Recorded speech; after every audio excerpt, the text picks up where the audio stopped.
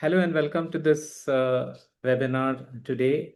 My name is Anupam. I'm going to be moderating the webinar today. And this is, of course, a very interesting topic that we have here, which is around from data to dollars and how airports are driving non-aero revenues with real-time retail intelligence. And we have with us an illustrious panel here, which is comprising of Nabil Rasheed, who is Deputy Chief Commercial Officer at Mactan Cebu Airport, comes with a rich experience of actually having a deep experience in handling non-aeronautical revenues, retail and concession business at airports. We also have Brad Beakley, who is founder and CEO at Aviation, who comes with rich experience as well in airline, travel, and hospitality, right from strategy, operations, technology, and sales or revenue. Let me put it that way. Without further ado, I would request, gentlemen, Nabil, if you could introduce yourself a little more for the wonderful audience that has joined in today. Hi, Anupam. Thank you for having me here. Special thank you to the GrayMatter team. And of course, Brad, good to be here alongside you as well. As Anupam mentioned, I look at the revenue portfolio for Aboitiz airports in the Philippines. We run a portfolio of 3 airports today with, let's say, the hub in that portfolio being Mactan Cebu Airport, a 12 million passenger airport, where we've been increasingly trying to do interesting things on the non-aero revenue optimization side, in particular dealing with real-time data and how we cut and slice it and convert that into actionable intelligence. So I hope over the course of the next, say, few minutes, or rather the next hour, I'll hopefully be able to share some of my experiences pre and post, let's say, intelligence, so to speak, right? And how that might be of help to you in your respective airports. That's a wonderful way of putting it, Nabil. Brad, over to you for a quick few words about your Sure. entire Thank you, career. Anupam and Nabil. I'm happy to be here and having this conversation with someone who's up front line and seeing these things occur in real time. So yes, my name is Brad Beakley, and I've been in the industry for a number of decades.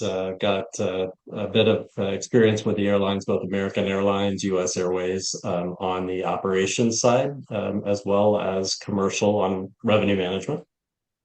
And I've also worked with some tech providers in the travel space and Radisson Hotels. So actually, it was Carlson Residor when I was there as their head of commercial operations. Also,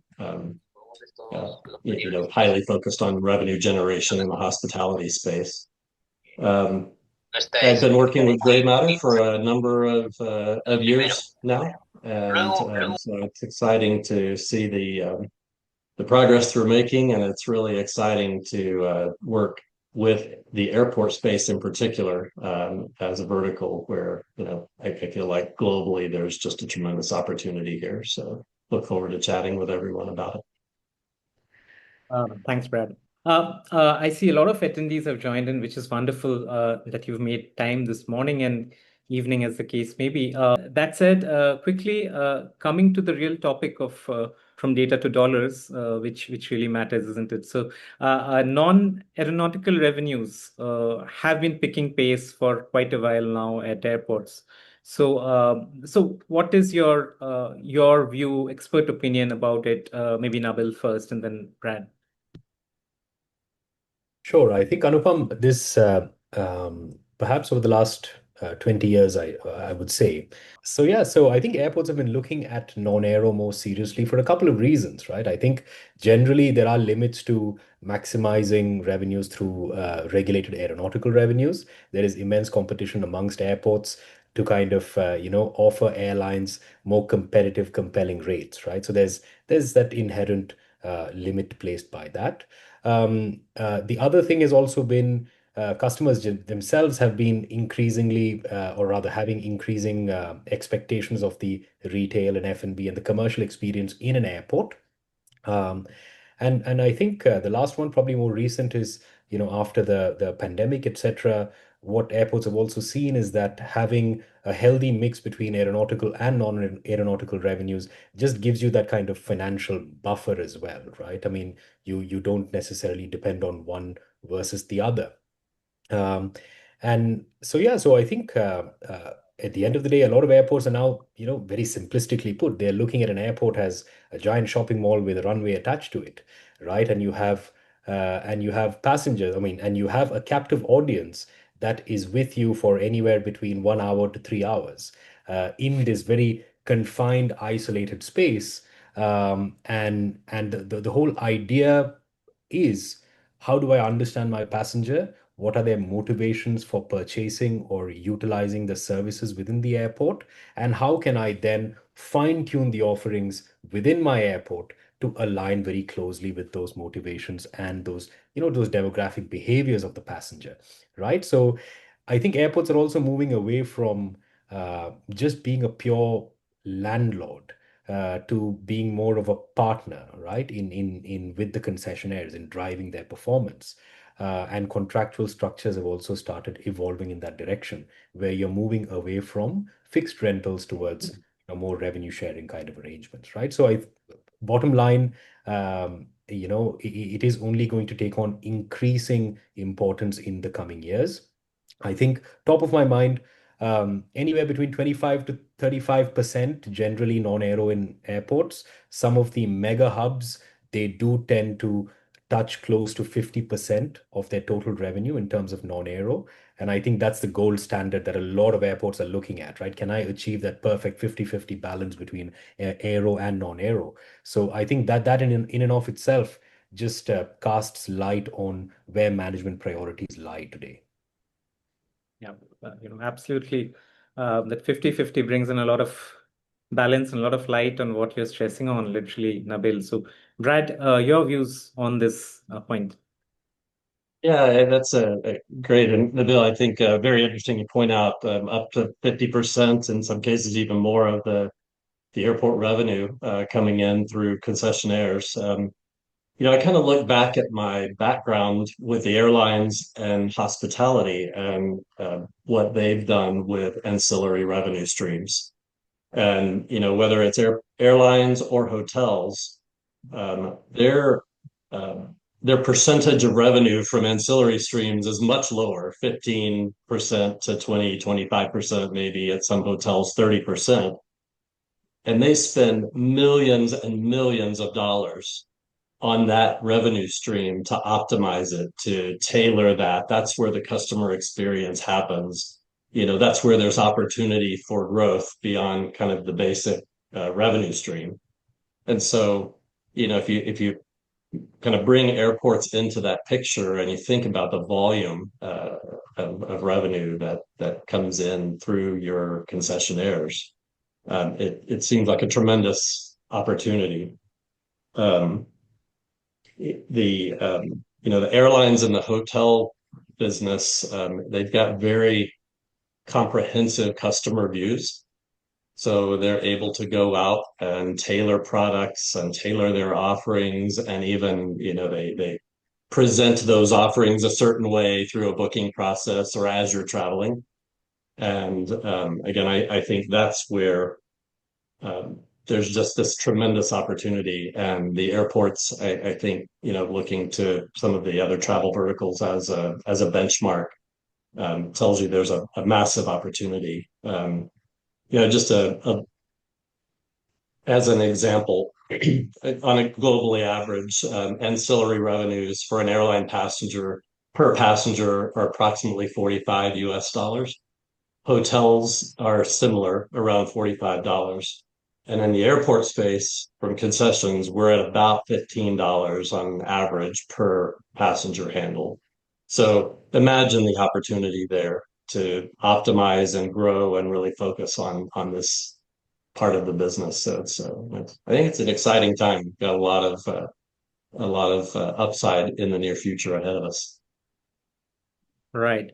So, in terms of the airport commercial business, going back to the topic from data to dollars, where do you see the revenue leaking? Is it is it really something which cannot be attributed to, or it is hidden somewhere in the way the processes are being done, or have been historically done, now are changing? So how do you see uncovering these pieces of revenue leakage, and how can you attribute them to the way the processes can be carried out? Maybe Nabil again to start with. Sure. Thank you, Anupam. The way I see it, I see leakages or losses of, say, two forms, right? One is, let's say, an operational loss, and the other is more of, let's say, a structural sort of an opportunity cost, right? So the losses could be something like, we sent our invoices late, or there was an issue with the invoicing, or there was underdeclared sales. The stuff that generally comes up, when you do reconciliations, or in the absence of a robust system, you would be entirely dependent on something like a spot audit, right? So some of these things could go unnoticed until by some roll of the dice, you happen to audit somebody who's been doing something, right? So that's let's say the structural stuff. But then sorry, that's the operational stuff. The structural sort of the opportunity cost is actually, to me, is more interesting and actually more long term in its impact, because those could be things like, are my contracts actually optimized given my passenger profile, and given their sort of buying behavior? Is my store placement optimized within the airport to capture the kind of, the flow and spending behavior? Um, do I have the right, knowing what I do about my passengers, do I have the right products? Are they available at the right times? Do I have the right kind of promotions, etc., to attract or to offer that more compelling value proposition to my passenger? That compounds over time, right? Because that would compound over the life of the contract, say 3, 5 years, perhaps even more, right? So the way at least we've been utilizing things is, the first step is always we see us focusing on this sort of day-to-day operational revenue losses and leakages, which, when you have the data, when you have it flowing real time, and you have very robust mechanisms for reconciliation, those pop up very quickly, right? And then you sort of address it one at a time. But then the next step, of course, is now you have this wealth of information. How do you then start managing your contracts and managing your let's say, how these various sort of jigsaw pieces within your airport, how do you rearrange them better in order to extract the maximum value out of your commercial sort of, let's say, potential, right? So I kind of hope I've answered that question, right? Yeah, yeah, yeah, of course. So, Brad, your thoughts on it? I would echo Nabil's concepts completely. From a financial management standpoint, the idea would be to remove friction from the process, make it smooth, make it easy. Um, you know, Settlement, end of month processes together between airport and concessionaire can move from you know week long, maybe month long processes to a few days if you've got the right data and infrastructure in place to manage that. So I think that's a big part of it. And then again, similarly on the commercial side, I think the big opportunity there is really to introduce the ability to use some optimization processes and concepts in the commercial side of the business, where again, anything from kind of modeling with passenger data, the best location for various retailers or concessionaires or type of concessionaire, to that forward looking, working together on initiatives that will drive incremental traveler spend, maximize the use of dwell time in terms of concessionaire profitability. Yeah, yeah. So Nabil, like Brad just mentioned about the entire invoicing cycle coming down, moving from manual reconciliation to real-time intelligence. So, how do you look at these in terms of what are the changes that you see happening in terms of impact on the business side when some of these things happen, moving from manual recon to real-time data extraction to faster invoicing and so on? I think the biggest impact, of course, is you've just unlocked a lot more mental horsepower, right? I mean, you have a team that is finite. They have a finite number of hours and finite energy to focus on the problem set, which ideally should be how do I extract more value from my commercial value proposition within the airport? But that energy and time is unfortunately whittled away on, chasing after the what do you call it, the sales declarations at the end of the month, or it could be, speaking with finance to ensure that, the reconciliations are done, chasing payables, all sorts of things which are to me non-core to their function, right? The minute you have something, so it's I would say it's manifold because one is, as you have real-time data, you kind of not only see what's going on, but you also see why it's happening, right? So it goes back to then impacting their core function. I know what is going on. I know what's happening. Now here's what I'm going to do about it, right? And the second aspect is now because they're not chasing after doing a bunch of other non-core activities, they actually have the time and energy to go back and actually do what they've sort of identified as being the root cause, right? So it helps in both ways. Um, yeah, I think that's, at least this is from my personal experience at the airport. This has been one of the biggest benefits of moving from a let's say a manual Excel based system to something a little bit more scalable. No, wonderful. I mean, like you pointed out, from non-value added to value added activities, and probably focus on more strategy than operational follow-ups, right? So that said, again, both of our views, probably Brad first on the impact this has on the cash flows of the airport and the ability to forecast in a more robust manner, simply because your invoices are more timely, right? So how do you reflect on that? Yeah, I mean, just at a really practical, pressing that invoicing cycle from, 30 days focused on exception management that's pre-identified, not again the spreadsheets and reports and consolidating and validating between the two sides. That's beneficial for both the concessionaire and the airport. It stabilizes and puts a lot more consistency around revenue streams. It allows you to plan better because you're not spending, kind of a month or more in an unknown state of exactly what last month's revenues or the settlement's going to look like. So, I think that that all really helps an airport manage its working capital and then manage its business better because, again, you're not spending all this time on a backwards look reconciliation, and then you're reallocating all of that free time towards more productive activities. Right. And Nabil, of course, you're at the core of all of this, right in the heart of the commercial function, driving it all. So your views on this, the financial impact and the entire ability to forecast better, have robust business health and all of that. No, absolutely. I think uh,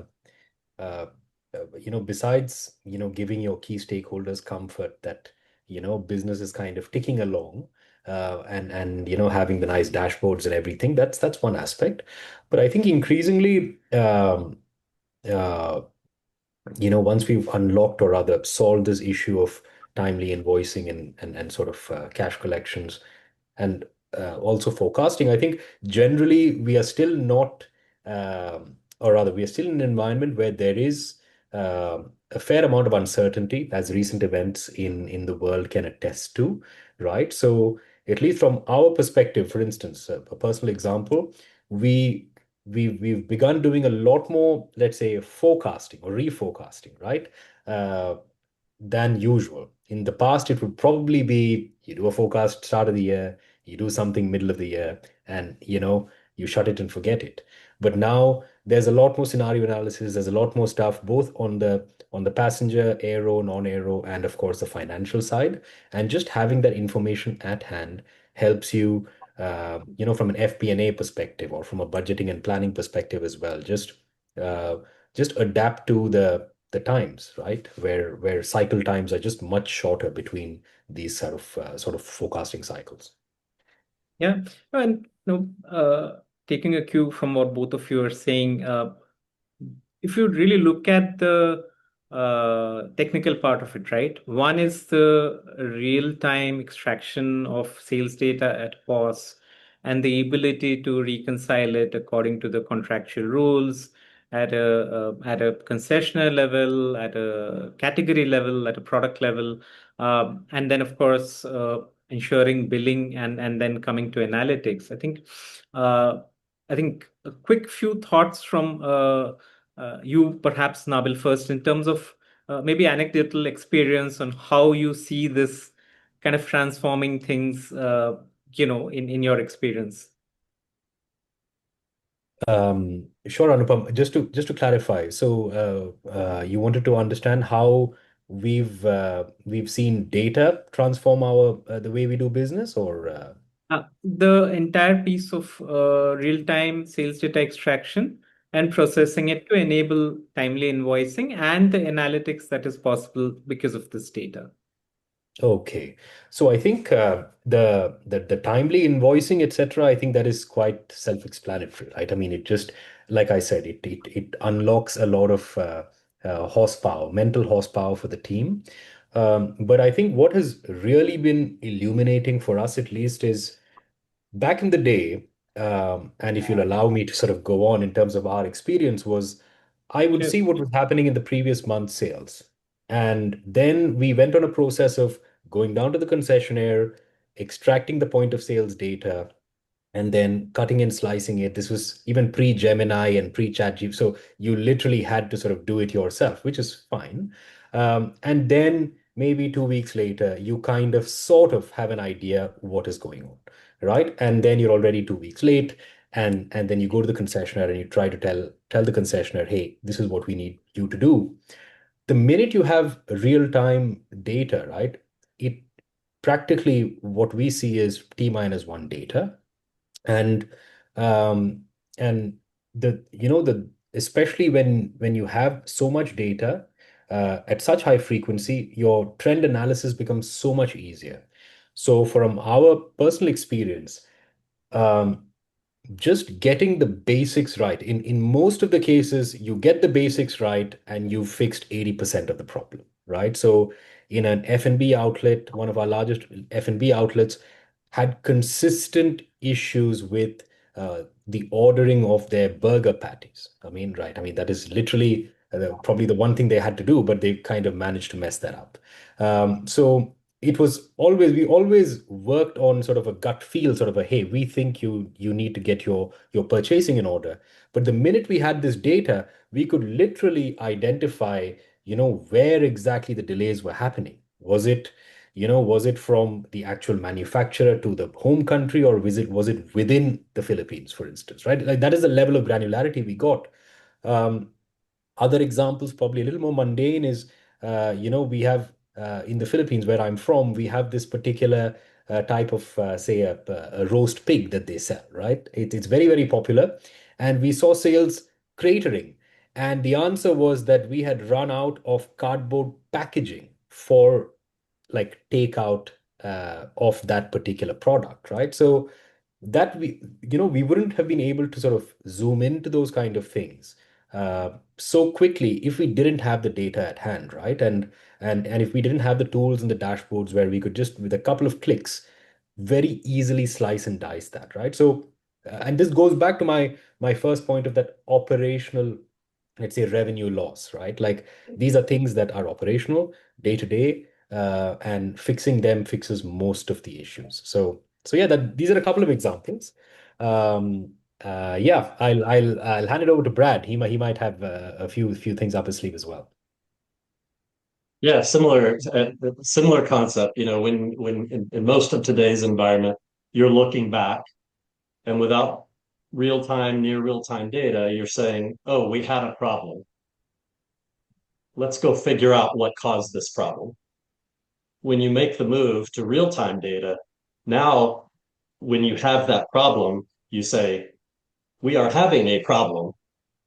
what's going on and what are we going to do about it now? So, it's a complete transformation from explaining why performance was what it was to identifying that something negative may be happening with the performance, and I can take action in the middle of whatever it is that's going on and resolve the problem. And so then you just smooth out revenues looking forward. The other thing, on this is really, I think, really helpful is it's about the data and it's about integrating data. So, I mentioned in hotels and airlines, those companies kind of own all the data. They know everything. But in this environment, the airport has data, the concessionaire has data, each different concessionaire has their own data.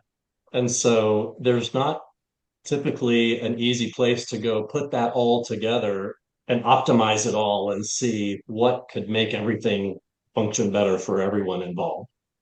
And so, I think that's a big piece of it. That's a big piece of what we focus on at GrayMatter is how do we put it all together and make it easy in a disparate environment. Um, Once you have that, again, when you're asking a question, something's changed.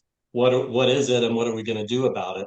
That can be driven by an airline changing its schedule, which changes the traffic flow. It could be, especially in international areas or airports that carry a heavy international, just changing the gate between, say, an Asia departure to Latin America departure changes the customer profile. So you've got a lot of dynamics there, and for the most part, you're kind of blind to it. There may be a little bit of knowledge, but most of that's kind of institutional. But it's really kind of hard to use when everything's not consolidated. So I think, moving to real time plus consolidating the data together is where it becomes really powerful. And that helps with staffing. That helps an operator understand if there's an off-schedule operation, what do I need to do right on the spot to make sure I've got people to serve the customers that whose dwell time just suddenly tripled or quadrupled. Or from a category level standpoint, the gate across from my location used to be a flight to Japan. Now it's a flight to Buenos Aires. What does that mean for my product mix? What does that mean? And by the way, if I can look at the environment and the data that I have insights into what best direction or steps to take to capture that changing revenue or serve that different passenger profile. I think it's a great opportunity for personalization, airport experience, and ultimately, drive the revenue out of the concessionaires that we all would like to No, see. yeah, no, that's a wonderful point. That actually, brings us to the point of, passenger flow, passenger profiles, the dwell time, right? All of that in conjunction with all the modern data-led initiatives that you may have at your disposal. How do you actually marry these, Nabil, to actually increase the spend per passenger?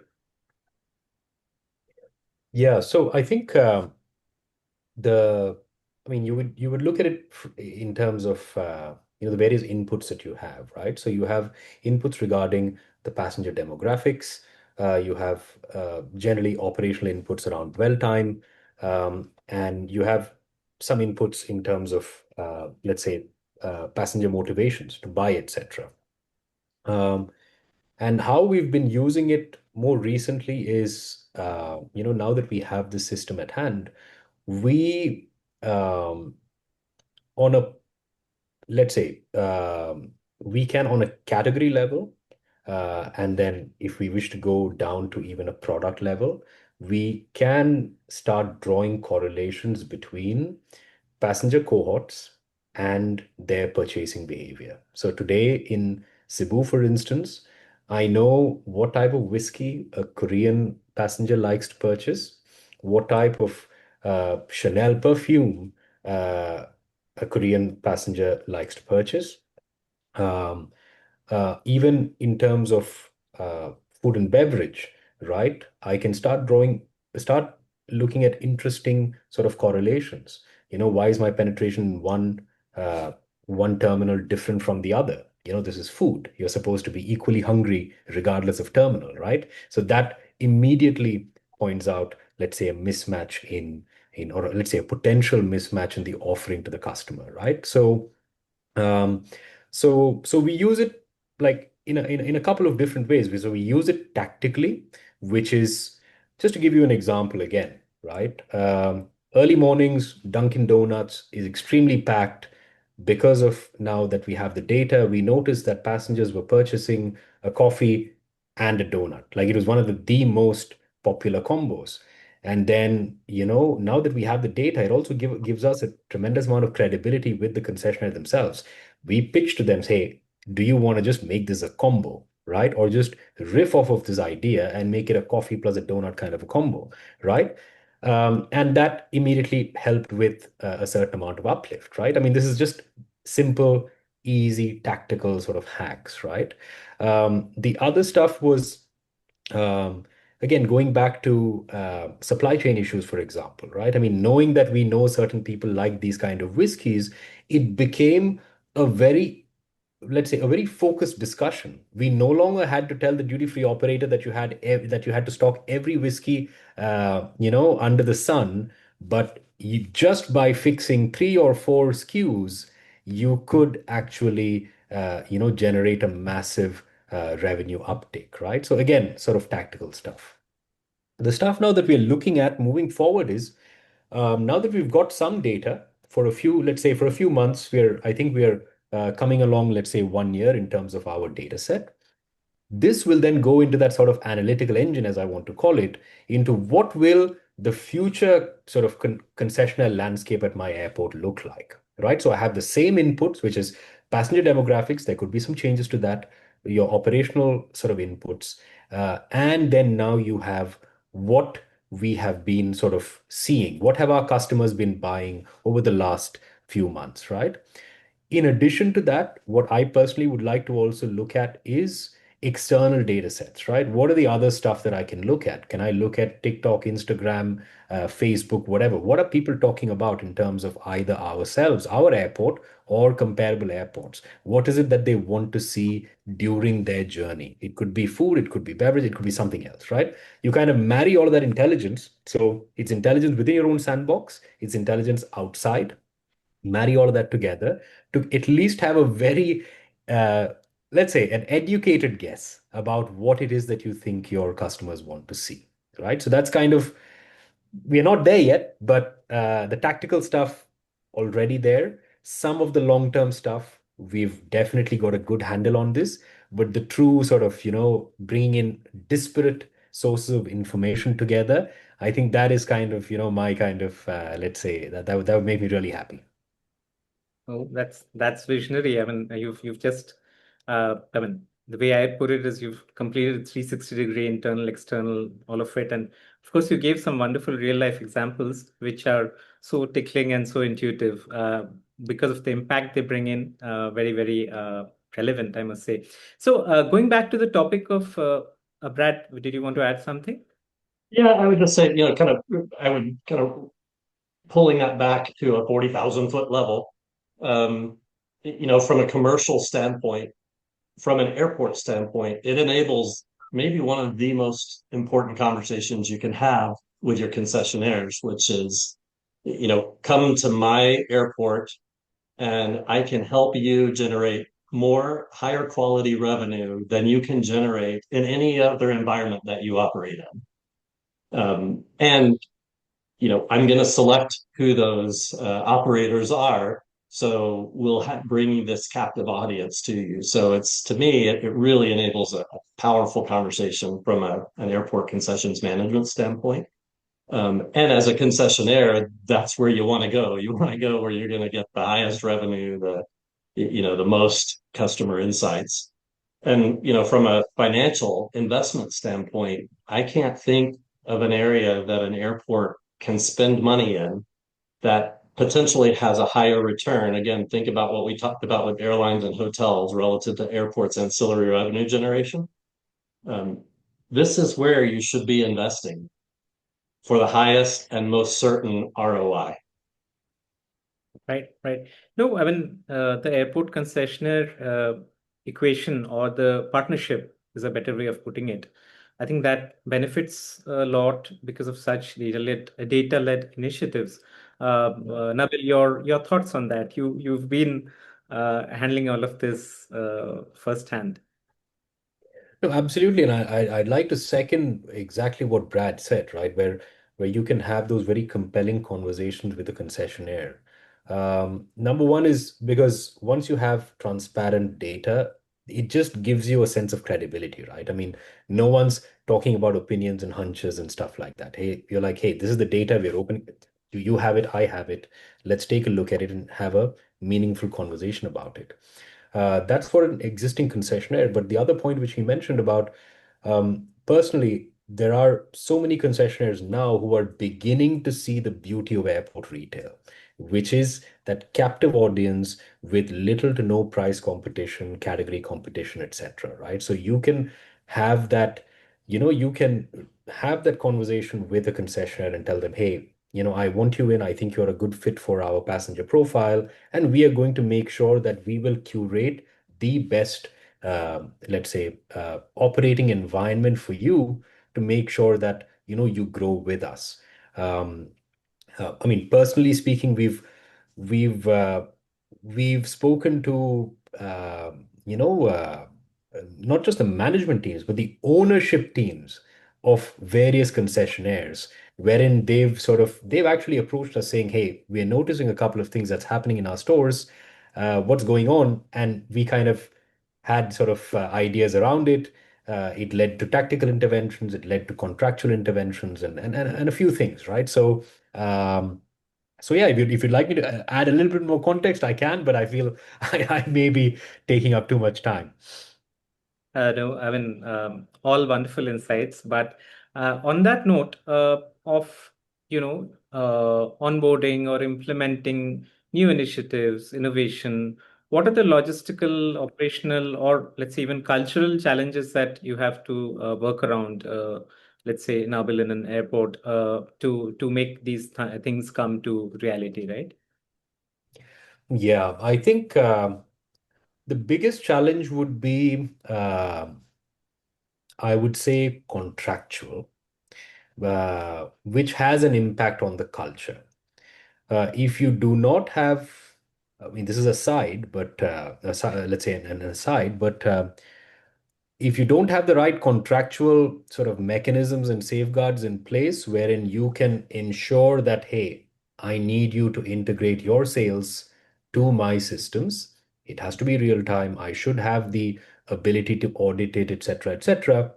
That sets the culture, because if that doesn't exist, then you can no longer have that kind of governance mechanism, penalties, etc., in terms of non-compliance, and the staff have no real incentive to be on board this, right? The staff and the concessionaires, right? So that's the first thing. That was the first challenge which we had to solve. The second is um, in some cases, let's say organizational, people who are used to doing things a certain way. I mean, even if an Excel sheet is clunky, you are comfortable with that clunky Excel sheet, and then moving towards sort of a dashboard or something where you have to kind of relearn things and stuff like that, right?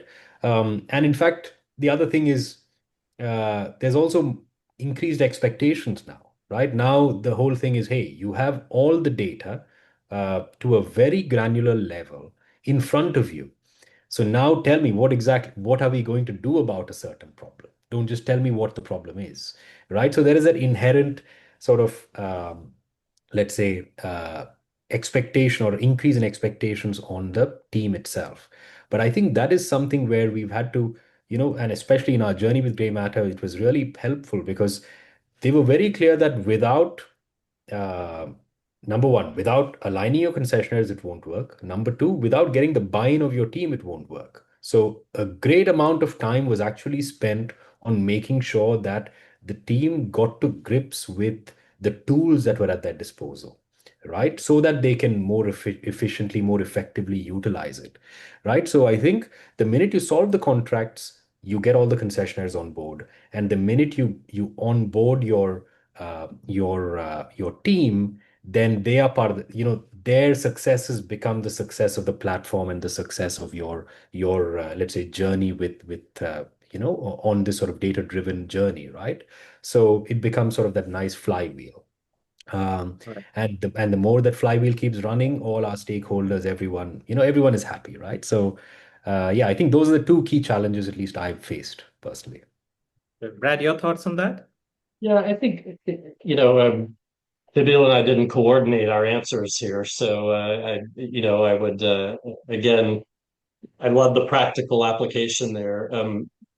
What I've seen both at the airlines, hospitality, and my time with Sabre Airline Solutions is that the change management around the technology really is critical. The reality is we have the technology today. We can roll it out and you can have all of these great tools that we're talking about.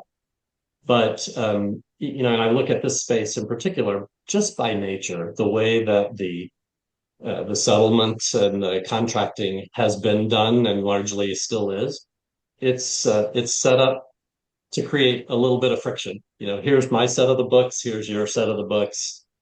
Something doesn't add up. I'm right, you're not right.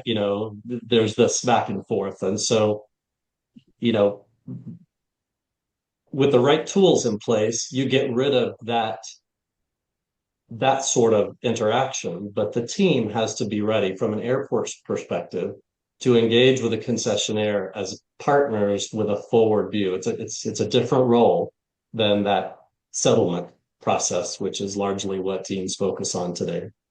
And from a concessionaire standpoint, we want a concessionaire not to feel policed and not to feel like, this is the big oversight we're putting in place, because the reality is what we're putting in place are tools to help them significantly outperform how they can perform today. So, it's uh, it's a transition to move from the environment we're in and the way both sides have worked together to a new environment that's forward looking and strategic and frankly, in my opinion, it's a lot more fun to think about how to generate more revenue than, oh no, it's the end of the month, I'm going to get a call and they're going to want to know what this thing is or that thing. So I think the culture is really the key. Change management around culture. Right.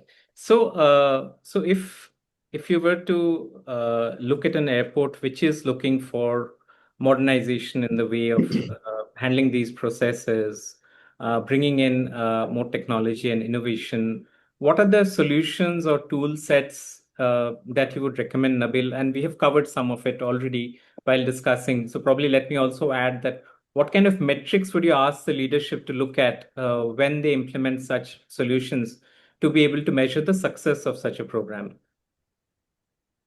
Okay. Um, I think the first one in terms of, let's say, the technologies, etc., or I think we've covered a lot of that, which is everything sort of starts at real-time data capture, extraction, and sort of dashboarding, etc. So there's that. So your real-time sales with sort of easy, intuitive, usable, right? Or let's say insightable dashboarding and intelligence, right? Um, Combined with I think we've been talking about an invoicing engine which reduces errors, reduces cycle time.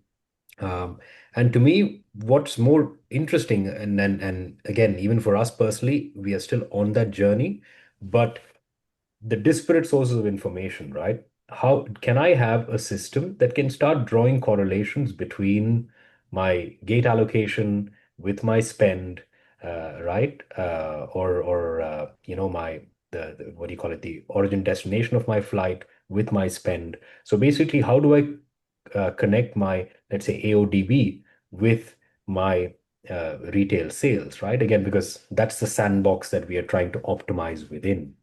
So those would be kind of the key, um, I would say, features that I would like to see in a system like this. Um, and the second question, Anupam, was about, sorry, can you help me remember? The metrics which you would recommend for a leadership team to watch out for when they implement such a program, to measure whether it's a success or, it's not going the right way?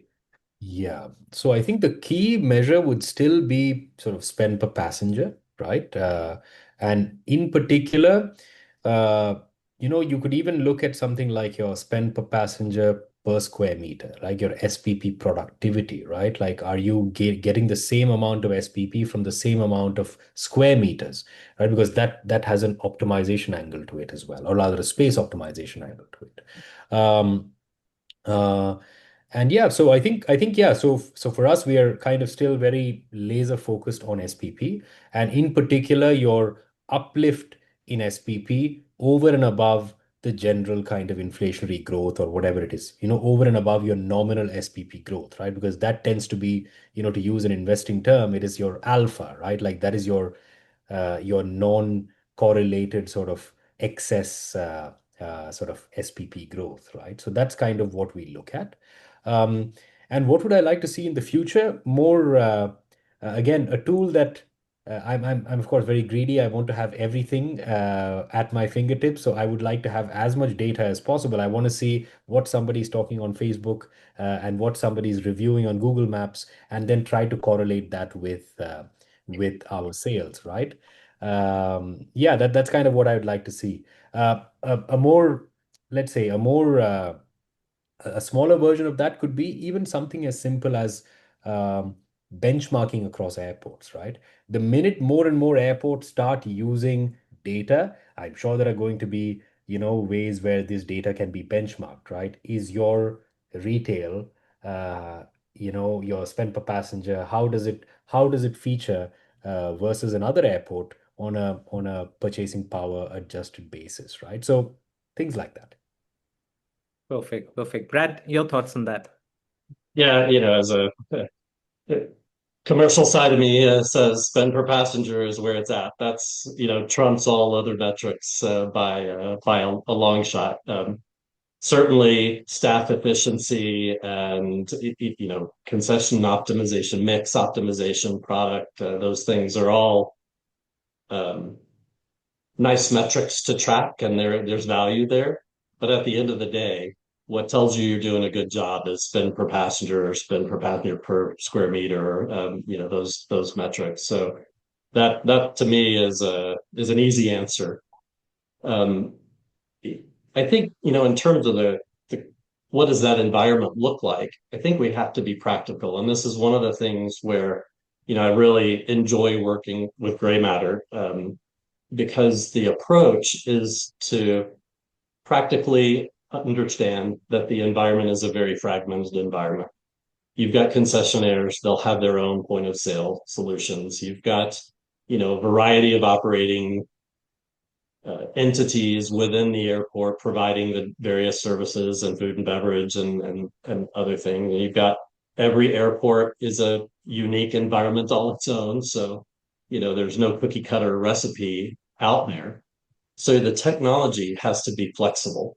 It has to be able to apply to any of these situations. And it's got to be able to do that relatively simply, because the second you start to think about introducing a technology that requires any level of customization in a fragmented environment like that, the complexity explodes.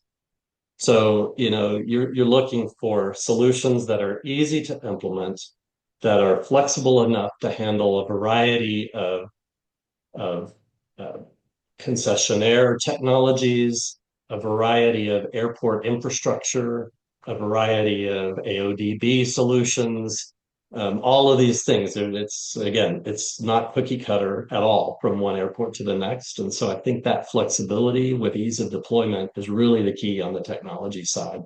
So I'd almost say, from a solution standpoint, I want to be aware of that and I want to bake those things into my solutions from a product design standpoint. But when I get to the point where I want to implement with an airport, I don't want to have to think about all that. That solution needs to be already considerate of all of those complex factors. Perfect. Perfect. So we've had some nice, absorbing, insightful, informative, and great discussions over the past nearly an hour now. So before we draw to a close and take up questions from the attendees, Nabil, your parting thoughts on any airport which is looking to embark or not looking to embark, for that matter, on a journey of which means a transformation from manual to the automated real-time world. Your parting, recommendation or best practices. I think, and I'd really like to echo what Brad said. Find a solution which is flexible, which is scalable, and which is robust. And I would probably say another thing is, and find people who speak the language. One of my biggest, let's say, revelations while working with GrayMatter, for instance, has been that the guys behind the team, everyone from the tech team to the forward-facing guys, they all speak the same language of airports commercial. And that makes life so easy, right? I mean, there's not a lot of hand holding, there's not a lot of, babysitting and stuff like that happening, right? It is, hey, this is our problem, find me a solution, right? And that makes, that when combined with the technical prowess is just really, it just helps unlock performance and just gives you a lot of comfort. So I would say, yeah, find somebody who's built a very flexible, robust platform, and somebody who's built that based on very deep domain expertise. Wonderful, wonderful, Nabil. Brad, would you like to add to that? Just say, from a financial standpoint, again, the opportunity is clearly tremendous. Taking the hospitality or the airline example, when those industries implement a revenue management or revenue optimization technology, they can see anywhere from a 2 to 6, depending on how big of a jump they make, as much as 15% revenue increase just by doing a little better job at managing their revenues. And I think airports really have a huge opportunity from that perspective. So again, if I'm on the financial side and I'm looking for investments that are going to really make a difference, this to me has got to be at or near the very top of the list. From a commercial standpoint, that does place a burden on the commercial team, because this isn't an environment where you just source a solution that does this, you implement it, and you keep on doing business as you have. You really commercially need to transform the way that you think, from contract management and end of month settlement to strategy, revenue optimization, in the other parts of travel, the distribution, or how do I connect with the passenger to get them to buy and compel them to buy more. And so put those two things together. Again, I can't think of a higher ROI investment that almost any airport that I've talked to could make. No, wonderful thoughts, and both of you have been extremely deep and insightful in your thoughts. Also brought in your experiences with various product solutions. Of course, with GrayMatter also you've shared your experience, which all of it actually adds up to me. It's been very insightful. But having said that, opening it up now for the attendees who've very kindly made time. This morning, afternoon, or evening, as the case may be, to join in here, please feel free to put in your questions in the chat box, and I would request Nabil and Brad to share their thoughts on the questions.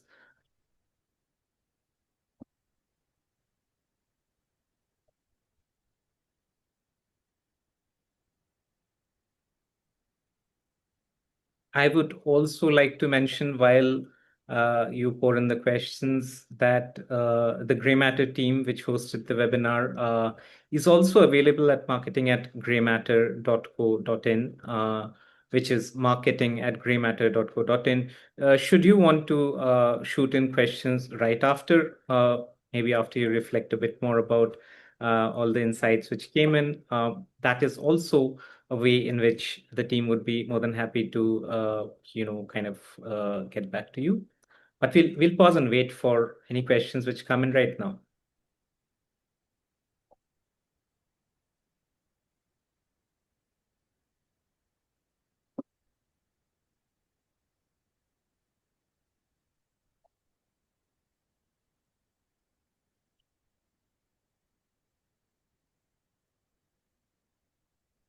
Okay, so here is a question from the Bodley, which says one of the biggest hurdle, I think, is getting the concessionaires to buy into the airport solution to gather this data. Besides contractual, what other strategies can be applied? Nabil, do you want to take that first? Sure. Yeah, I think generally a lot of apprehension from the concessionaire side tends to happen when you need to quote unquote touch their systems, right? They generally do not like you installing anything or messing around with their stuff. Which is why one of the biggest plus points, at least when we were embarking on this and when we were evaluating various solutions, was who has the most, let's say, POS agnostic method of connecting. Light touch, no code, POS agnostic method, right? So for us, the one of the biggest ways we were able to onboard concessionaires was by showing them that regardless of your systems at your end, this will not sort of touch any of those systems. It will merely sit as an intermediary, capturing whatever sales data, and that's what is going to sort of drive or rather help collect this data. And we even set up let's say demo days with our concessionaires. We had various batches of our concessionaires sit with us where we kind of showed them in real time what it's going to look like, right? In terms of what exactly is happening, how exactly it's capturing the data, and how the data on your side, as well as the data that is captured by us, is completely secured, PII cleansed of any PIIs and stuff like that, right? So yeah, so it was that, right? It was light touch and uh, a literal demo of the capabilities. Perfect, perfect. Brad, you want to add anything to that? I would just say, make it easier. So back to that end of month reconciliation, whatever, it's easier for both sides. And I think it's important when you're embarking on this as an airport to build that value proposition. So, you want to approach your concessionaires with the business value, which is, look, I have data. We have the ability to put this solution in place. It's going to allow you to drive revenues. And that's really what we're after. And, again, I think most airports have a good relationship with their concessionaires. So, just sharing that and that's something where, GrayMatter can also help with some case studies if that's necessary. In some cases, we can help with, uh, a test or a sample data and kind of prove that value proposition. I think that's really important. So questions are really pouring in now. So Thomas asks, how much do you focus on the airport's own earned revenue metrics as opposed to top line sales metrics?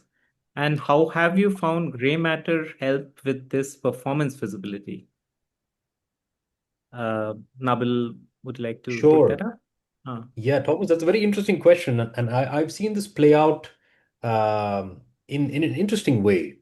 So, from a commercial team's perspective, we generally look at SPP maximization because, generally speaking, it's your spend per passenger times a certain revenue share that is the income that is generated by the airport, right? So, the higher the spend per passenger, generally the higher the income per passenger. So from a commercial team's perspective, that's our holy grail. But when it actually comes to reporting, at the let's say at the board level, management level, etc., they're actually more interested in what Thomas is mentioning, which is income per passenger, or IPP, which is broadly speaking, again, sales times revenue share. So there, how it really helps, a solution like GrayMatter helps is, we've actually uploaded all our contracts onto the GrayMatter system, right? So it can either do it two ways. It can either It can correlate your sales to that particular contract number. It knows what the contract rules are, and it kind of can do all the computations for you. The other thing is the actual invoicing module, right? Wherein GrayMatter can actually pick up the contract in question from SAP. It knows the contract rules. It knows what the sales are. Based on the sales and the contract rules, it effectively not only creates an invoice, but by virtue of the invoice, it can also generate the income per passenger, right? Um, yeah, so a system like this helps not only drive visibility, but also drive sort of efficiency in terms of invoicing as well, because it sits not only at the top level in terms of sales visibility, but also, let's say, at the intermediary level, where it gives you visibility into how much you're actually making from the concessionaire, right? But personally, Thomas, from a commercial team's perspective, we just focus on SPP. Right, right, right. So the next one comes in. How about smaller airports with 500K packs, where it is more difficult to influence concessionaires to share data? We have to rely on the monthly summary they send us in terms of commission. Gentlemen, we want to take it up, either of you, Brad or Nabil. Sure. I mean, we do see this with some of the airports that we talk to, and I think, there's a few things there. One is, just the trust and contractual non-disclosure obligations that you have between the airport and concessionaire should resolve any concerns about, data getting out that a concessionaire maybe doesn't want shared with a competitor or potential competitor. Um, Otherwise, I'd focus back on this. This makes everyone's life easier. It's easier to settle. It's easier to transact. And then I might kind of scratch my head a little bit if there seems to just be a general distrust in sharing data real time versus or from a data collection process versus just relying on that self-reporting. Um, you know, uh, at the end of the day, I think maybe that's a relationship issue more than a contractual issue. And I think, again, I know it's more complicated in a smaller airport where you're, maybe a few concessionaires and it's um, a little more personal relationship. But I think moving forward, we're seeing more and more airports add language to their contracts that just say we'll have these types of technologies in place to run our business better. And at some point, it would be really difficult to be a holdout in that to say, regardless of how the scale of your airport. I know everybody else is sharing data real time through these processes, but I'm not going to becomes, I think, a challenging proposition. Right. Nabil, did you want to add to that? Yeah, no, again, going probably building upon what Brad said. The other thing also, which generally what we have used to a fair amount of success in our own airports. We have two smaller airports, which are, much smaller in terms of passenger numbers. If you have some, let's say, key adopters of this technology within your bigger airport, if it really helps, right? I mean, we were able to leverage them saying, hey, let's say a Starbucks is on this, you as a small coffee shop, there's no reason you shouldn't be on this, right? I mean, because if you aren't willing to share that data, then that's a different question altogether, right? It sort of kind of forces their hand in a sense. So yeah, having these success stories helps. But of course, if we're talking about an airport where that is that one airport, I think, like Brad mentioned, right, just making sure that you tell them that it's easy in terms of reconciliation. The other thing which we have achieved some success in is by actually sharing the data with the concessionaires themselves, saying that, hey guys, this is the data that this is your sales data. At the end of the month, we are actually going to put this in a nice little format, look at the highlights, lowlights, send it back to you so that you guys now have a much better understanding of your performance. And that is something which they'd never thought of before, because the guys in the stores are just operational level guys, right? You kind of need to arm them with some information so that they can start making those interventions at the store level. So that also gave us a little bit of let's say, a little bit of help when it came to onboarding some of these concessionaires. Fair. I think the next question is coming up exclusively for Nabil because it says, how seamless was the onboarding and implementation of GrayMatter and how long did it take from start to finish? So Nabil has first-hand experience. Please do share it. Sure. Like I think I don't know if it was Brad who mentioned, every airport is the same, but it's also very different, right? So the concessionaire landscape is also similar but different. In terms of the actual implementation from a technological standpoint, if you have functioning Wi-Fi with good coverage, and or if you have LAN ports at every concessionaire, right? Uh, it is literally a plug and play job, right? If you can get the concessionaires to agree and things like that. It is a couple of cables, anybody could do it. Um, so um, so in terms of the actual onboarding, it was, I would say, if I had all the devices at hand, over a course of, let's say, 4 to 6 weeks, you could have the concessionaire training, you could have the training of the team, you could have the training of the IT team, and you could have the actual rollout of the devices itself, right? And I'm talking 4 to 6 weeks. Um, the issues that we faced, for example, in our particular airport, are some of the concessionaires themselves. Duty free generally tends to be very reluctant to get on to systems like this. And we won them over exactly like I think how I mentioned, showing them it was light touch, showing them it was easy, and actually doing a live demo to tell them that there was no PII, it is GDPR compliant. We literally had to show it in real time, right? And we could do that because the systems were just, so capable. Um, so yeah, so yeah, I would say 4 to 6 weeks, 8 weeks tops. And especially if you have all the underlying infrastructure in place, it is it is literally plug and play. The other interesting thing is it's not just a singular modality, you have multi-modalities as well, especially if you have a setup like a master concessionaire, like an SSP or an Avolta or a TFS or something like that.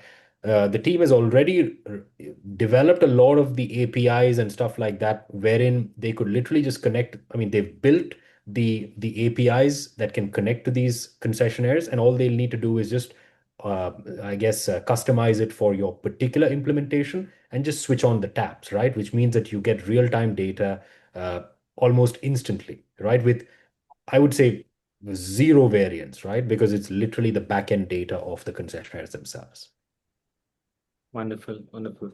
That was very detailed, Nabil, helpful. So the next question has come from Justin, who says, what would you say is the biggest benefit from automating your sales data capture?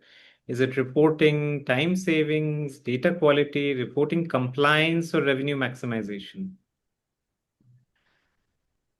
I would say the biggest is the most visible is just generally the team is just less stressed, right? No more chasing after daily sales. We actually had implemented a system where the team would punch in the sales every morning, right? So that's 4 hours of 4 times 4 people, right? The 16 man hours just gone every day. Um, so that is gone.